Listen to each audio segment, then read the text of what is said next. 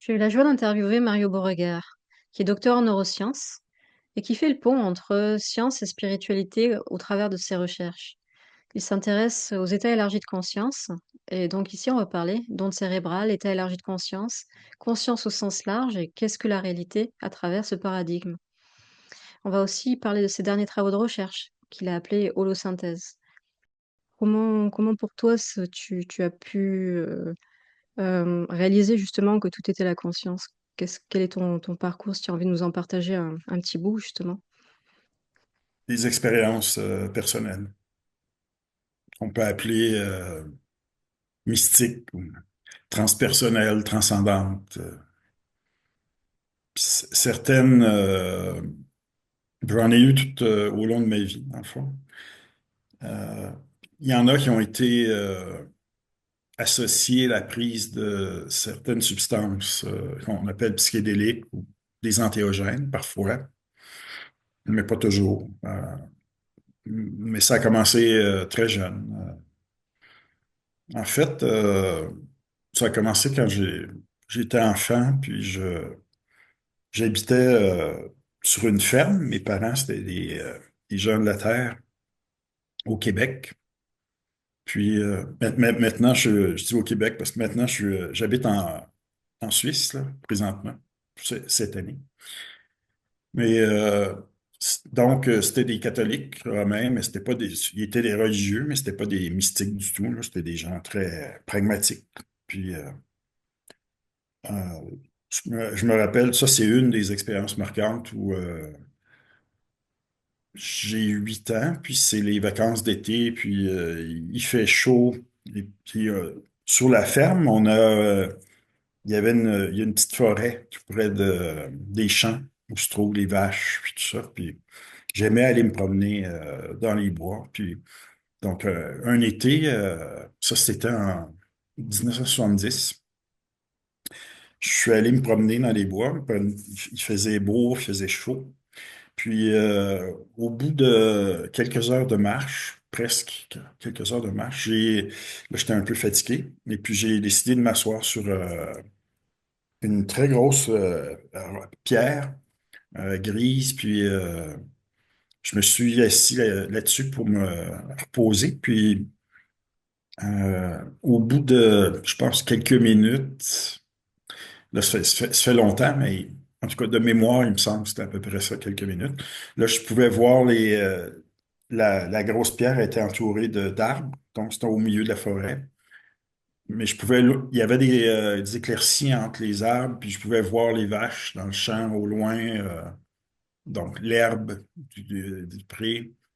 Euh, Puis à un moment donné, tout s'est mis à comme vibrer, puis le- la- y compris la pierre, les arbres. J'avais l'impression que toute la réalité devenait un continuum, et puis c'était comme ça oscillait, ça vibrait, c'était vivant, c'était conscient, et puis ça m'englobait moi aussi. Et là, j'ai réalisé que finalement, la réalité, c'était tout dans un dans tout, puis que je faisais partie de ça. Ça a été la première expérience de ce type-là. Il y avait Puis, une, puis très, très peu de temps après, là, associé à cette expérience-là, j'ai comme téléchargé, aujourd'hui on dirait ça, de l'information, puis sur le plan de vie qui avait été fait au niveau de mon entité sur le plan spirituel. Le chemin, la, la- tout ce que j'ai fait finalement par la suite, c'était comme prédestiné. Ça, j'ai réalisé ça aussi. Ça, c'était été le début, mais j'en ai eu plein d'expériences de ce type-là où des expériences de conscience cosmique où tu réalises que finalement, il n'y a que la grande conscience source, finalement. et à Ça, chaque fois, ce sont des expériences différentes. différente, oui, mais Ouais. toujours avec cette réalisation-là. Donc, au point de vue métaphysique, j'en suis venu à adopter une position moniste, idéaliste. Il n'y a que la grande conscience. Puis une illusion de séparation, finalement, au Mhm. niveau humain, lié au système nerveux qu'on a, au filtre du cerveau, aux canaux sensoriels dont on dispose aussi, tout ça. Mais je vois ça comme ça depuis longtemps, finalement. Donc tu vois un processus en cours en termes d'évolution humaine, un déroulé dans le temps, d'une certaine Ouais. manière. Ben, Puisqu'il y a une prédestination, c'est assez paradoxal tout ça, je sais, mais c'est qu'à la fois ouais, oui, il y a pas de temps et en même temps, non, c'est ça, mais en dehors c'est ça, tout dépend du niveau à laquelle on regarde. Donc, si en fait, il n'y a pas d'évolution, puis il y a pas de. Tout est déjà réalisé. Mais au niveau humain, disons, dans le monde physique, on a une impression d'écoulement, de durée. Donc, on a une notion de temps. D'espace-temps, tout ça. Puis, donc, à ce niveau-là, oui, on peut dire qu'il y a une évolution qui se fait. Mais ça, c'est dans le monde relatif, c'est pas dans le monde de l'absolu, de la grande conscience, de la conscience source, là. Donc, oui, il y a comme ça fait partie du jeu cosmique, finalement, de l'impression de séparation, la grande conscience ou source, ou on peut l'appeler de toutes sortes de façons, qui se projette à travers une infinité de formes de manifestations à l'intérieur d'un espèce de jeu pour pouvoir se retrouver sur le sentier le chemin de l'évolution, mais dans le monde relatif, évidemment. Puis, c'est comme une gigantesque pièce de théâtre, finalement, tout ça. Et donc, j'ai bien réalisé ça aussi. Euh, Puis, il y a longtemps également. Ouais. Mais c'était très difficile pour moi d'avoir cette perspective-là, puis d'œuvrer dans un domaine où on essayait de tout réduire finalement, les processus mentaux, la conscience, tout ça.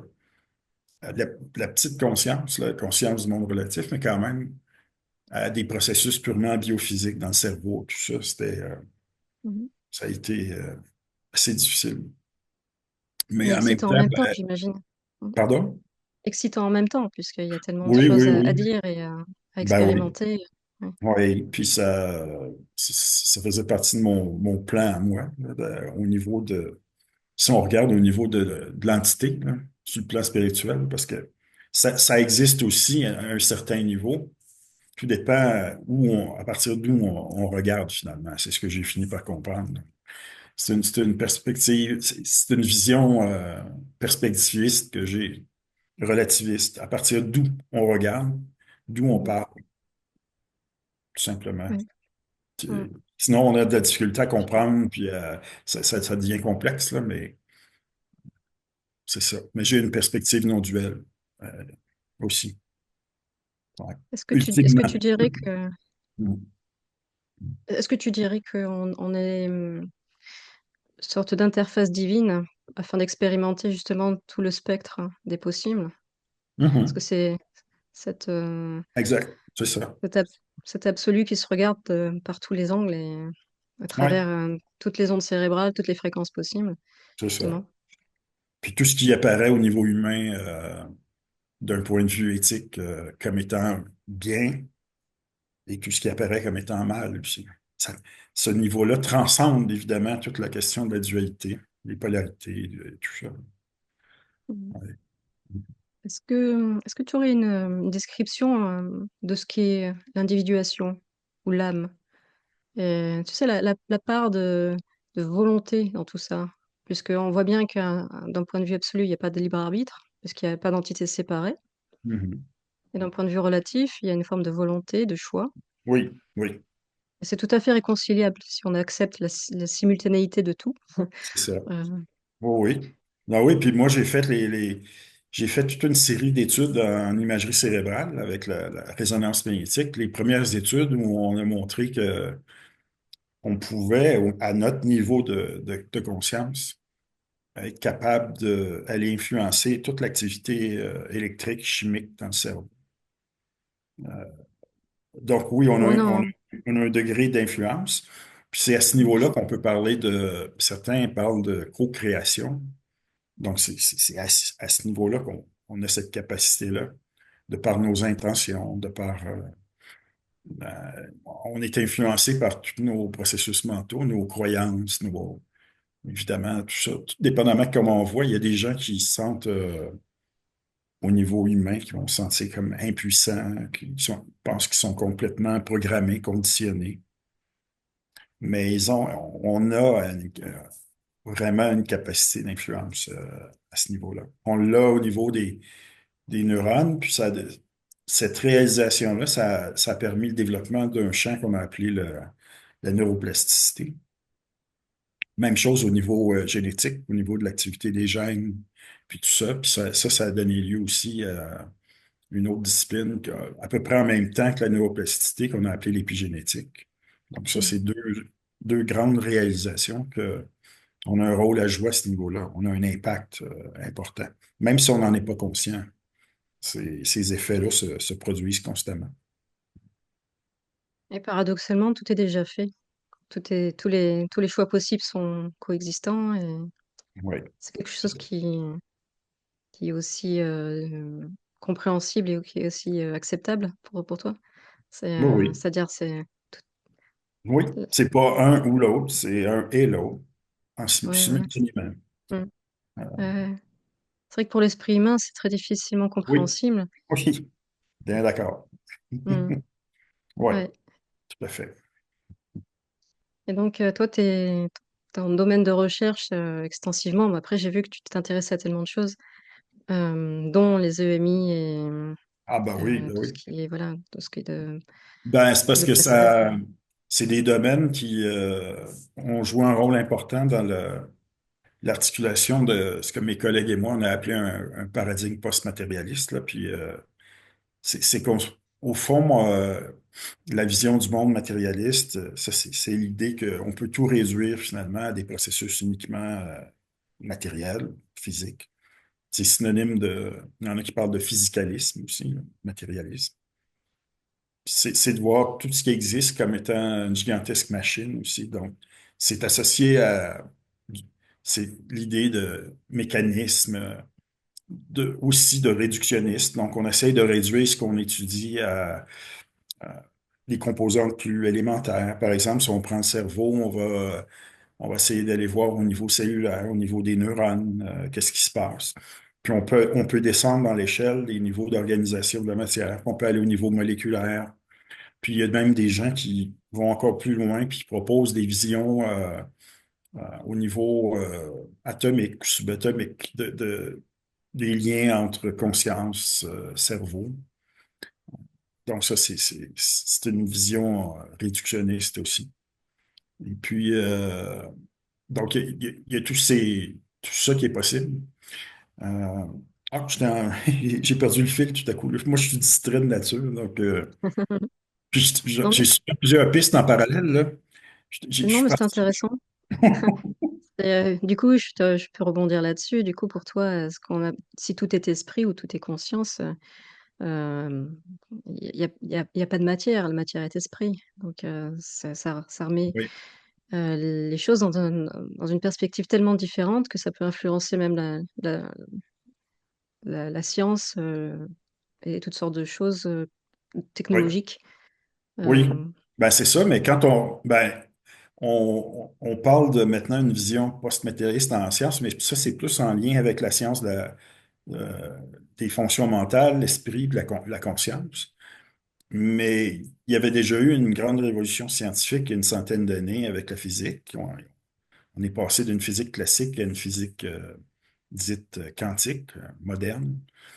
Puis dans les modèles, par exemple, de ce qui est la matière au niveau quantique, ben là, on a fait une place importante. On a réalisé que le vide occupe une portion importante de ce qu'on appelle la matière. Puis finalement, on a avec les phénomènes qui ont été observés au niveau subatomique, microphysique, on a comme dématérialisé le monde.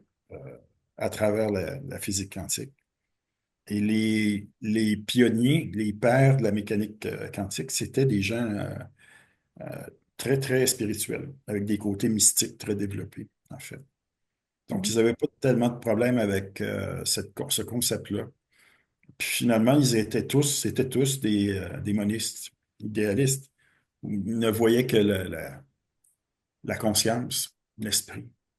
Puis ce qu'on appelle matière, monde physique, comme une extension finalement de quelque chose qui est créé, mais à partir de l'esprit. Fait qu'on peut voir ça comme sur un continuum, un peu comme dans la tradition védantique indienne, où il y a pas de séparation entre le monde physique puis le monde mental, par exemple.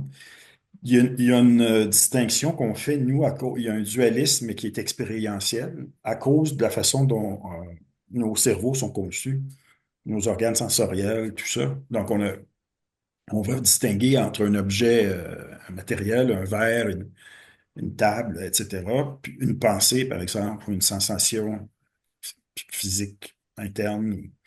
Mais en réalité, on peut voir ça comme sur un continuum. Puis la physique quantique nous a amené à justement concevoir les choses un peu de cette façon-là. Puis les conclusions de la physique à ce niveau-là nous rapprochent des insights des grandes traditions spirituelles comme le Vedanta indien, par exemple. C'est très proche, finalement.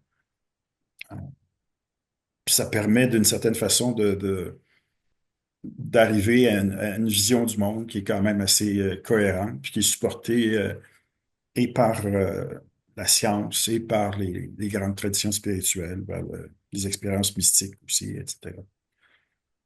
Au cœur de tout ça, est-ce que, pour toi, c'est quoi l'attention?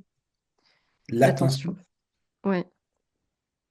Parce que il me semble, en fait, c'est la clé de tout. Enfin, c'est le centre de tout. C'est là où nous portons notre attention, se manifeste une réalité. Si nous Ben, portons notre l'attention, attention ici ou là, ouais, ben, c'est une propriété de la conscience.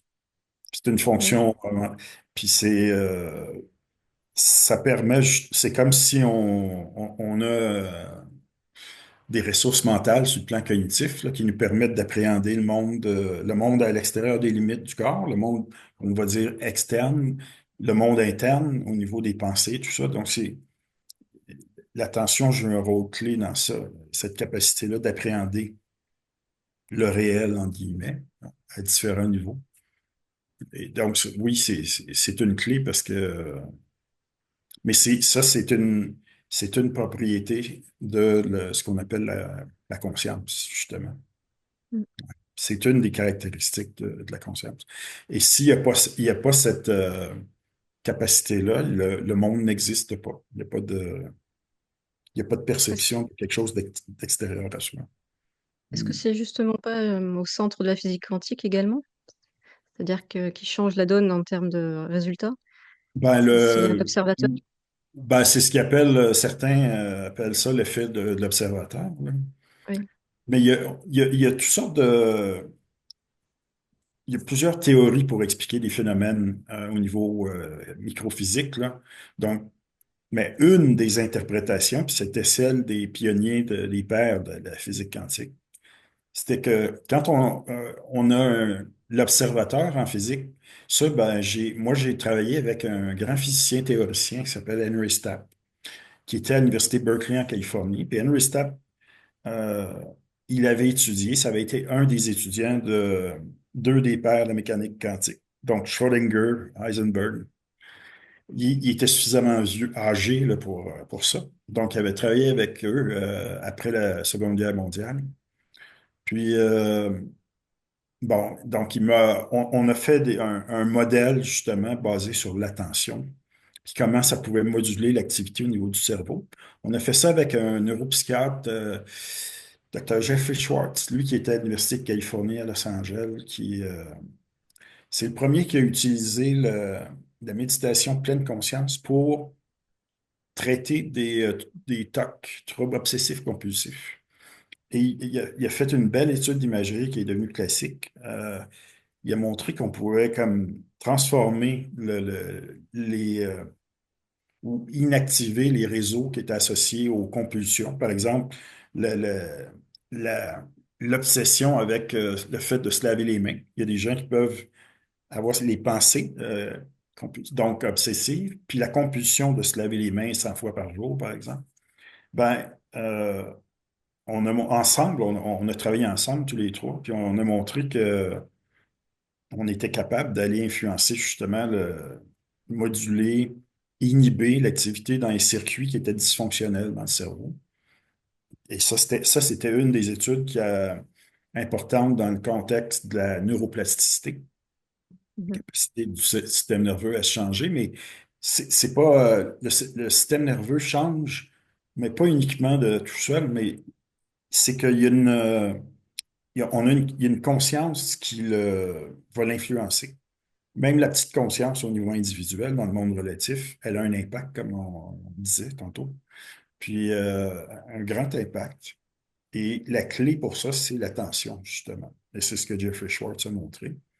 Et puis avec Henry Stapp, on a démontré, mais sur un plan plus théorique, physique, c'est que la capacité d'attention, justement, était capable de aller moduler l'activité électrique et chimique au niveau de... Là, ça devient technique, mais dans les neurones, on trouve, il y a des c'est comme des petits trous, si on veut. C'est des canaux, on appelle ça des canaux ioniques dans lesquels on a des ions qui circulent. Et puis tout ça, c'est sûr que c'est pas mal technique.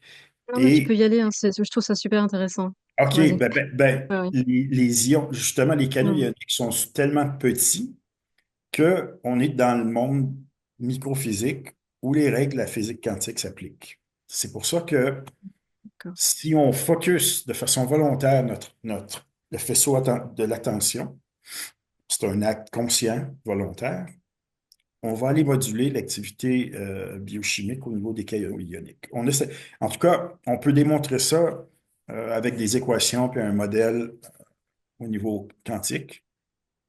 Et ça, c'est en lien avec une des interprétations de l'effet de l'observateur. C'était l'interprétation des pères de physique quantique. C'est que quand on parle d'un observateur en physique, on réfère au physicien qui fait un acte de mesure, mais aussi à tout l'appareillage au niveau électronique. Ça fait partie de ce qu'on appelle l'observateur. Puis ce qu'on essaye d'investiguer au niveau quantique va se comporter soit de façon, on va dire, corpusculaire, c'est comme des petites minuscules boules de billard. Donc, on parle de corpuscules ou de particules, ou soit de façon ondulatoire, donc sous forme d'onde à travers l'espace.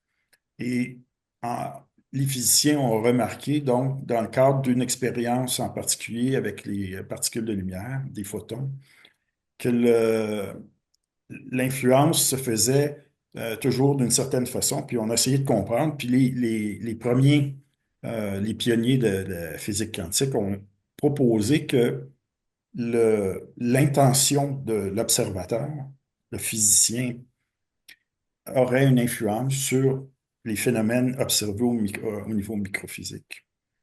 Donc là, en d'autres termes, on avait besoin de la conscience pour être capable de comprendre ce qui se passe au niveau microphysique. Alors ça, c'est les positions de Max Planck, Heisenberg, Schrödinger, Bohr, Pauli aussi. Donc, les premiers de la physique quantique pensaient comme ça. Mais il y a toutes sortes d'autres interprétations. Par exemple, il y en a, je pense, une douzaine où on ne fera pas intervenir nécessairement la conscience de l'observateur, du physicien, tout ça. On va essayer de contourner ce problème-là parce que c'est une position qui est indéfendable pour plusieurs physiciens qui se refusent parce qu'ils trouvent ça beaucoup trop mystique comme interprétation. Alors, ils vont Ouais. chercher d'autres façons d'interpréter, mais qui sont tout aussi fantastiques les unes que les autres, la plupart du temps. Mais ils veulent éviter ce problème-là où là, ben, ce qu'on appelle l'intention, l'attention, la conscience, aura un impact sur le monde dit physique, matériel. parce qu'ils ne voient pas, pour eux, c'est séparé. Mhm.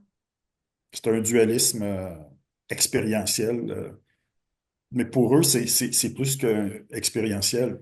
C'est c'est pas la même chose. Quand on parle de matière, puis qu'on parle du monde mental, c'est des choses qui sont complètement séparées.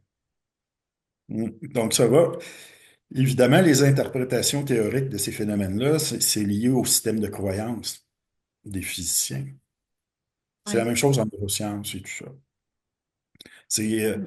on traîne notre bagage, puis on va essayer d'interpréter les choses en fonction de nos propres croyances. Ça joue un rôle super important de nos expériences aussi. Moi, mes Mhm. expériences de jeunesse, elles ont fait que, elles ont créé un biais chez moi, évidemment. Qui faisait que ça m'a amené à vouloir démontrer à tout prix que la thèse matérialiste est complètement erronée. Mhm. J'ai utilisé toutes les données possibles, imaginables, tous les phénomènes pour, par exemple, l'expérience de mort clinique. Si on a ça joue un grand rôle pour arriver à ce qu'on a appelé en 2014 le paradigme post-matérialiste. Il y a eu un manifeste qui a été publié. Mhm. C'est ça, ça va faire 11 ans bientôt.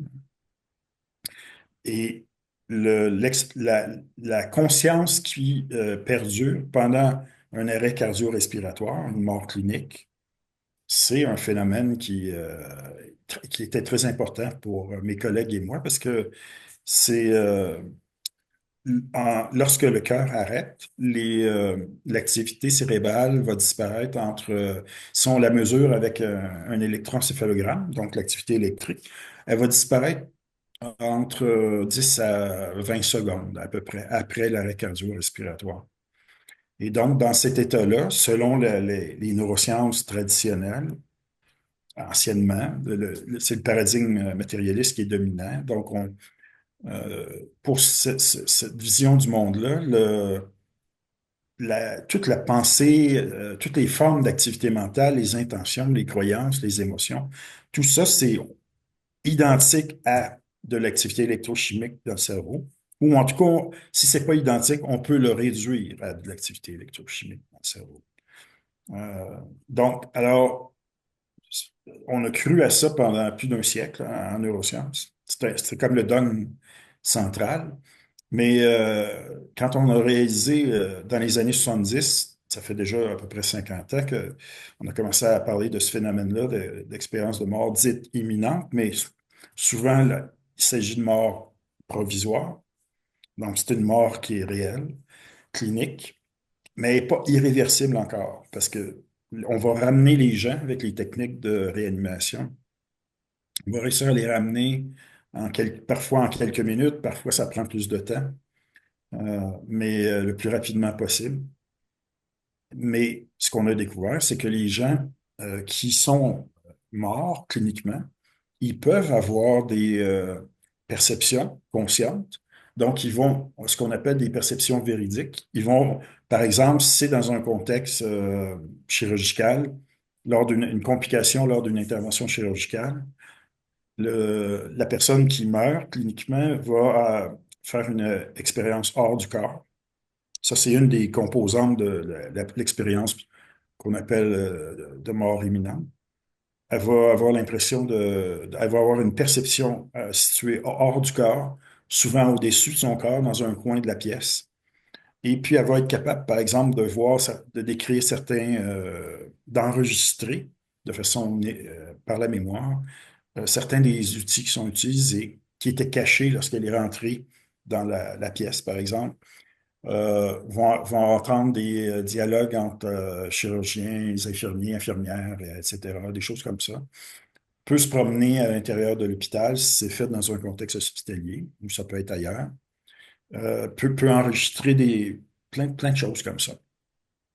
Par Mhm. exemple, un numéro de série de la table chirurgicale sous toutes sortes de choses comme ça, qui peuvent être contre-vérifiées lorsque la personne est ressuscitée, réanimée, dans les jours, les semaines qui vont suivre, dépendamment de la condition de l'individu. Mais On a à date plus de 120 cas comme ça maintenant.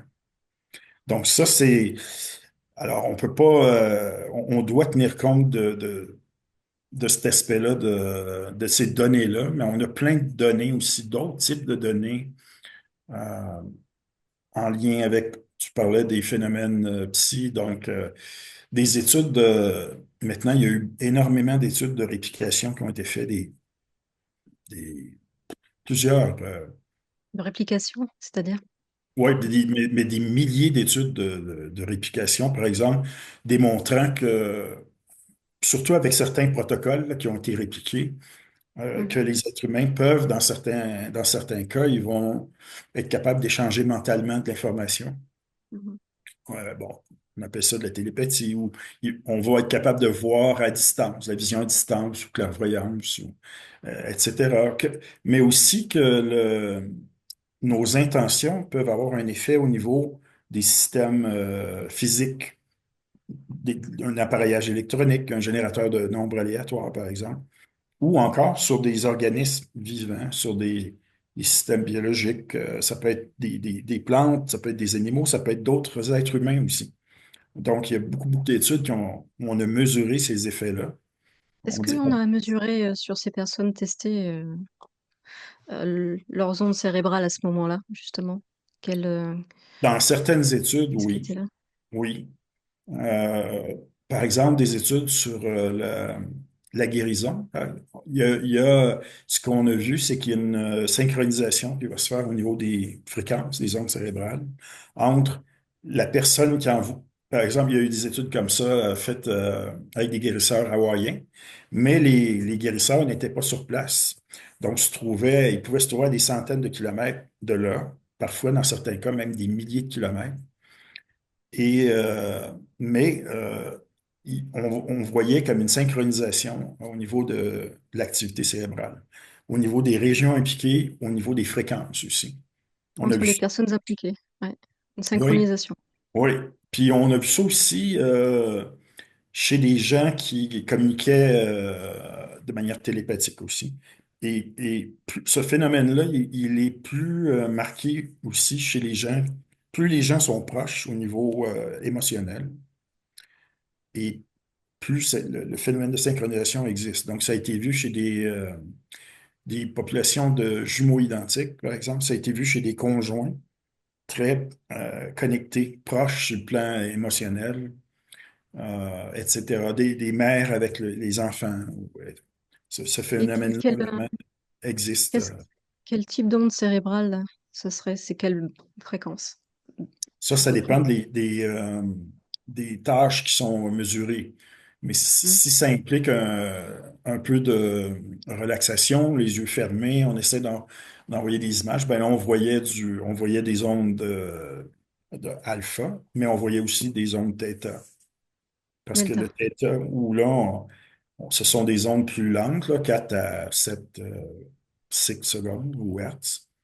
Puis c'est souvent associé avec le rappel d'image mentale, de l'imagerie. Puis il y a un élargissement au niveau du champ de conscience qui fait que l'individu a moins l'impression d'être associé à son petit moi, son ego. Il y a comme un élargissement là, au niveau de la notion d'identité à ce moment-là.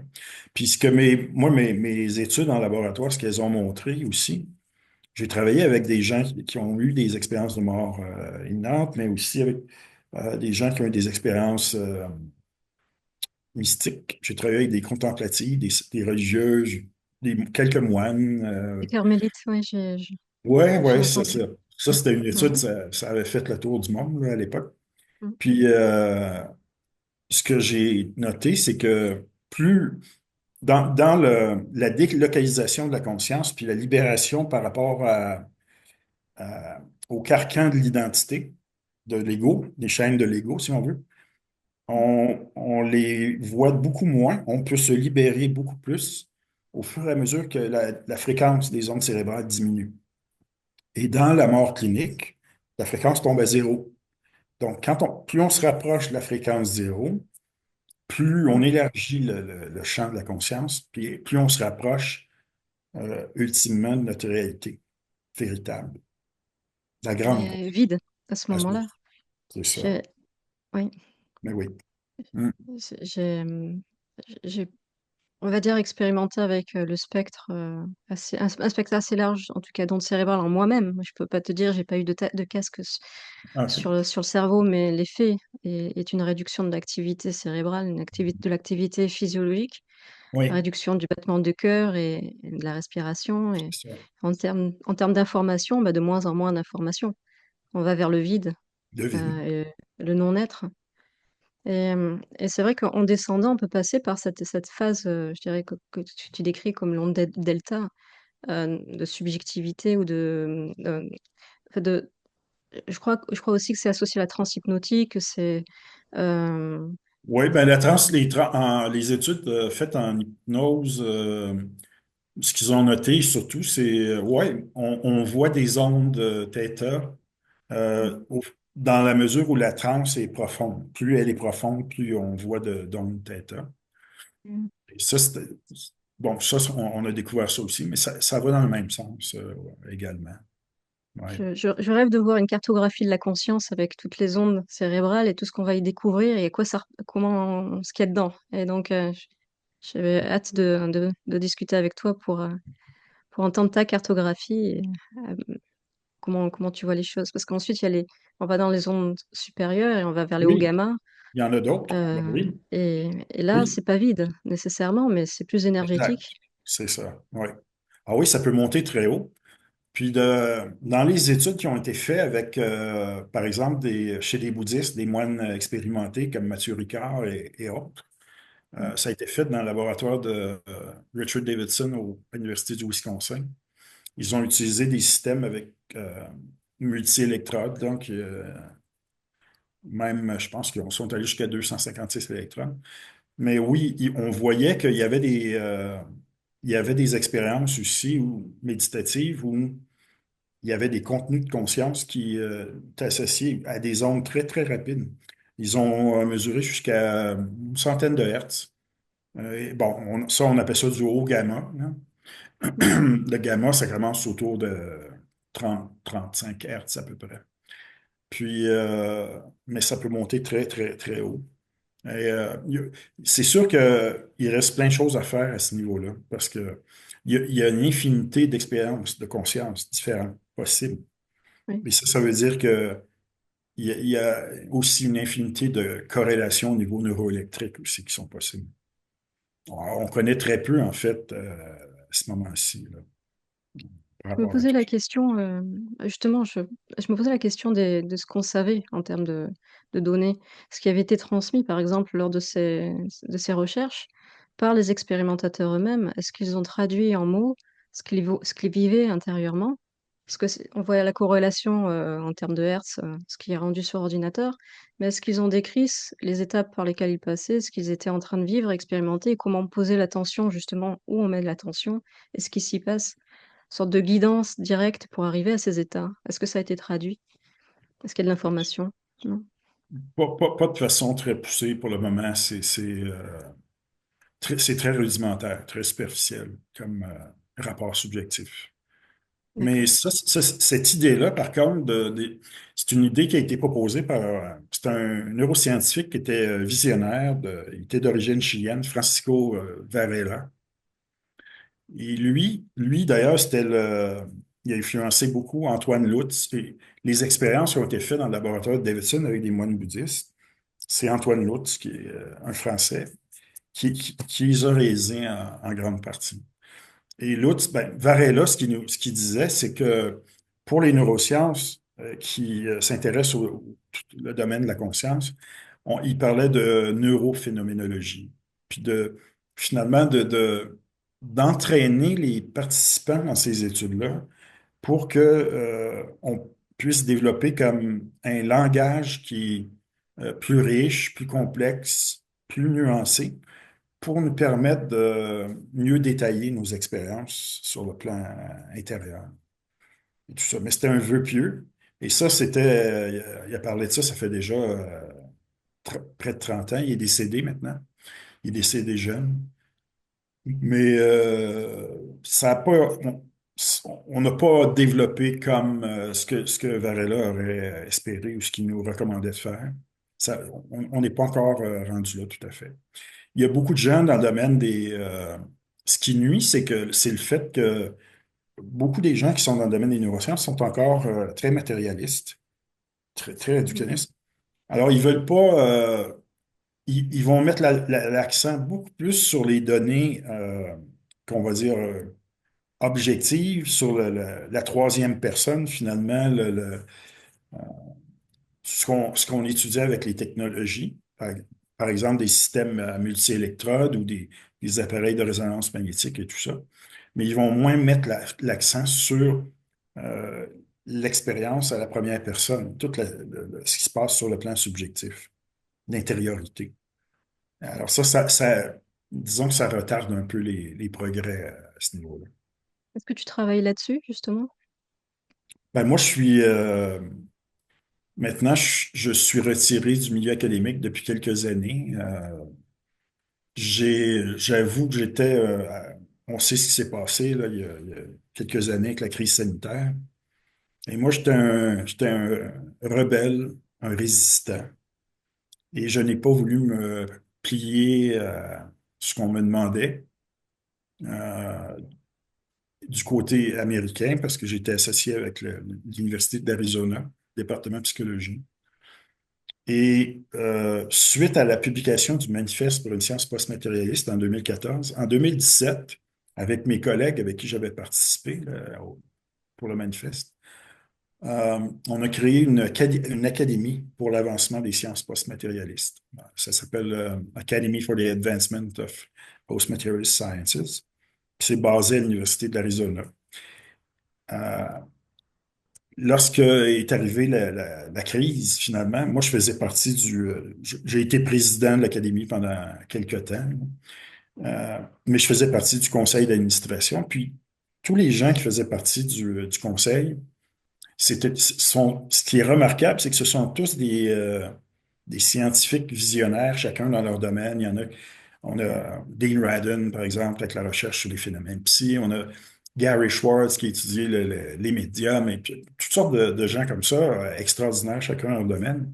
Sauf que quand est arrivée la crise, ces gens-là, à mon grand étonnement, ces gens-là suivaient la trame narrative gouvernementale.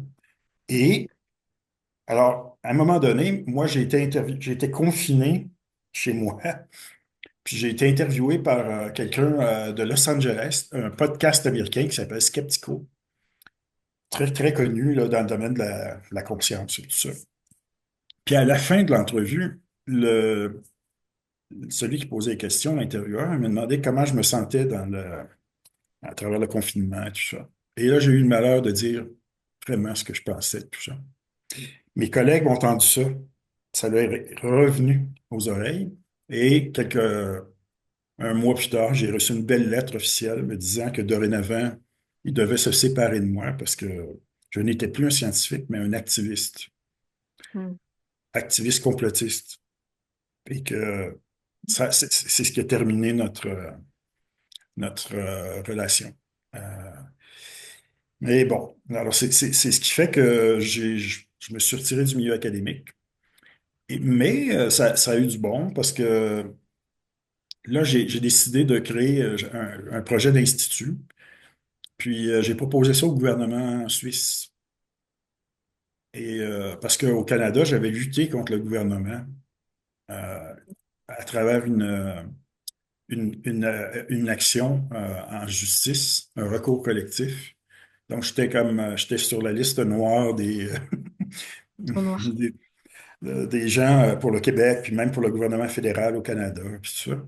Alors, je me suis dit, bien me faire oublier, je vais aller du côté suisse s'ils m'acceptent, tout ça. Puis, Hmm. pour qu'ils m'acceptent, j'ai proposé un projet d'institut euh, où, justement, on parle de conscience, de guérison, nouveau paradigme et tout ça. Puis, ça a été accepté. Donc là, Super. je me retrouve dans le canton du Valais, dans les Alpes. Puis c'est magnifique. On a beaucoup de Hmm. neige, tout ça. Puis ça ressemble au Canada d'une certaine façon. Puis le projet, bon, ben là, l'Institut, il est virtuel pour commencer, donc c'est un centre d'enseignement, si on veut. Mais il y a une composante qui vise la recherche aussi, les collaborations au niveau scientifique. Donc ça, c'est ce que je dois discuter au cours des prochains mois avec des gens ici pour voir jusqu'à quel point il y a de l'ouverture par rapport à tout ça. Je Et suis dans rendu les à sujets une qui démarche. t'intéresseraient en particulier, tu pourrais nous en parler? Ce que tu aimerais faire comme proposition justement en particulier? Qu'est-ce qui te stimule aujourd'hui justement comme recherche, comme avancée possible?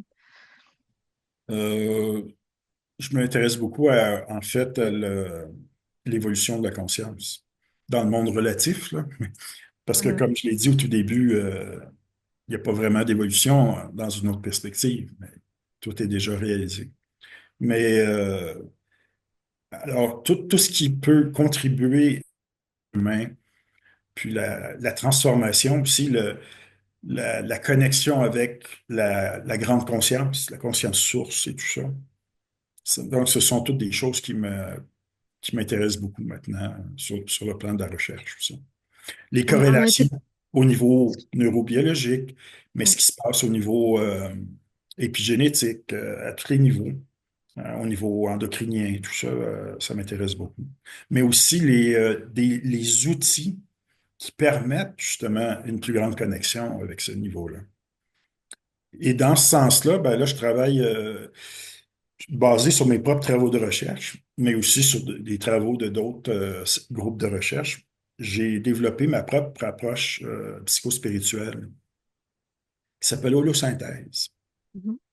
Et ça, pour les gens qui seraient intéressés, ils ont juste à aller sur mon site web, là, drmariobeauregard.com. Il y a une section là-dessus. Et parce que les travaux que j'avais fait, les études d'imagerie cérébrale avec les contemplatives, par exemple, souvent les journalistes qui m'interviewaient, journalistes scientifiques, ils me disaient en quoi c'est utile à monsieur, madame, tout le monde, parce que les contemplatives, c'est un peu comme des athlètes olympiques de la contemplation, de la méditation, mais monsieur, madame, tout le monde n'est pas à ce niveau-là. Puis ça m'achalait, ça me dérangeait, puis j'ai pensé à ça pendant une année et demie à peu près. Puis je me suis dit, il faut regarder des façons d'amener des états élargis de conscience, mais à ce moment-là, quand j'ai commencé mes travaux là-dessus, on n'avait pas de, on pouvait pas utiliser de substances psychédéliques enthéogènes pour altérer c'était pas permis, c'était pas acceptable. Puis ça peut être problématique aussi, ces substances-là. Il faut faire attention. Donc, je me suis rappelé que les chamans avaient découvert déjà il y a plusieurs milliers d'années, selon les anthropologues, il y en a qui disent que ça fait 50 000 ans que ça a été découvert, qu'avec une modulation de fréquence, le tambourinage pouvait modifier et tout ça. Et donc, je me suis mis à regarder du côté de ce qu'on appelle la réponse d'entraînement des ondes cérébrales. Et effectivement, quand le cerveau a cette propriété-là, que il se met en résonance facilement avec une source de stimulation externe. Ça peut être au niveau acoustique, ça peut être des sons, mais ça peut être aussi au niveau visuel. En fait, ça peut être avec différentes modalités sensorielles. Moi, j'ai poussé ça plus au niveau des sons. Donc, des sons qui sont comme imbriqués à l'intérieur de trames sonores, ça peut être de la musique. Le cerveau va être capable de les détecter de façon subliminale. Et là, on peut, avec ça, ben, on peut accélérer la vitesse de l'activité cérébrale, on peut la ralentir, on peut l'affecter de différentes façons. Puis, sur cette base-là, ben, j'ai comme, en travaillant avec un ingénieur au tout début de son, j'ai développé comme des trames sonores avec des fréquences spécifiques pour aller affecter différentes fonctions. Ça pouvait être au niveau attentionnel, ça peut être au niveau on peut aussi favoriser la créativité ou la résolution de problèmes, en particulier avec des ondes gamma, par exemple, euh, certains niveaux, des ondes gamma, etc. Et là, ben, moi, j'ai utilisé ça pour du côté plus d'expérimentation au niveau de champ de conscience, pour essayer de Mhm. voir si Et là, et j'ai eu des beaux résultats préliminaires. Puis à partir de là, j'ai créé comme un atelier. Puis j'ai commencé à me promener dans le monde, puis tester. J'ai testé, à date, j'ai testé plusieurs milliers d'individus. Je me suis promené surtout au Québec, mais ensuite je suis allé en France, je suis allé en Belgique, un peu en Suisse et tout ça. Puis, avec les résultats que j'ai vus, on peut mécaniquement faire en sorte que le cerveau se mette dans un état où généralement le cerveau va filtrer notre expérience, va faire en sorte que notre attention est focalisée surtout sur les besoins primaires, besoins au niveau physiologique, par exemple, et tout ça. Puis, ça, c'est associé à l'état de veille ordinaire, normal, donc à une vision, à une contraction de la conscience, la petite conscience. Mm. Donc, c'est comme, si on veut, les corrélats neuroélectriques d'expérience au niveau de l'ego, petit moi. Mm. Mais on peut moduler tout ça. On peut comme neutraliser la fonction de filtre du cerveau, faire en sorte que le champ de conscience s'élargit De même rapidement. avec les psychédéliques, c'est ce qu'ils font. Ils éteignent Oui, le cortex frontal. Mm. mais on peut le faire de cette Ouais, façon-là aussi. Puis mm. de cette façon-là, c'est moins brutal, c'est plus doux, C'est ça. mieux Mm. contrôlé. Puis les gens peuvent, parce que j'ai travaillé avec plusieurs personnes qui avaient fait des expériences psychédéliques aussi, qui m'ont dit qu'ils pouvaient faire des expériences semblables aussi, mais plus doucement, plus en douceur.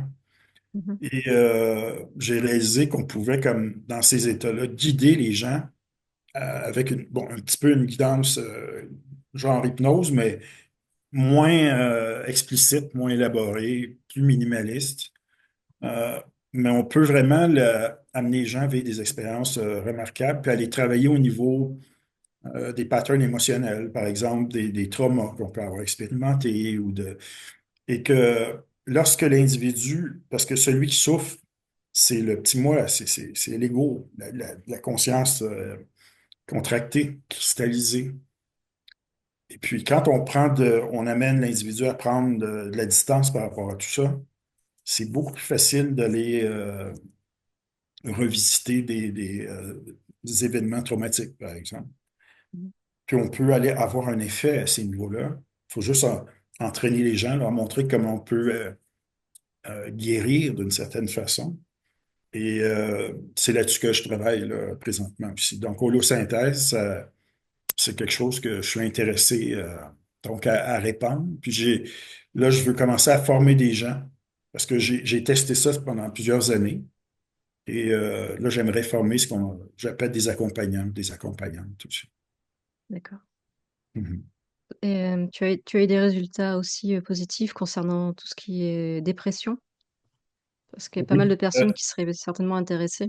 Oui, mais c'est ça. Donc, il y a des contre-indications. Les contre-indications, c'est pour les gens qui ont un historique de psychose, comme la Mhm. schizophrénie, paranoïa. Ça, c'est pas nécessairement recommandé parce que ça peut comme réactiver des états psychotiques. Mais oui, pour les gens qui ont qui souffrent de dépression, symptômes dépressifs, troubles anxieux, ça, puis qui ne souffre pas d'anxiété sur Mhm. Terre? On est, on, c'est généralisé, là. Donc, ça peut être très efficace, oui. Puis j'ai des belles histoires, des beaux résultats.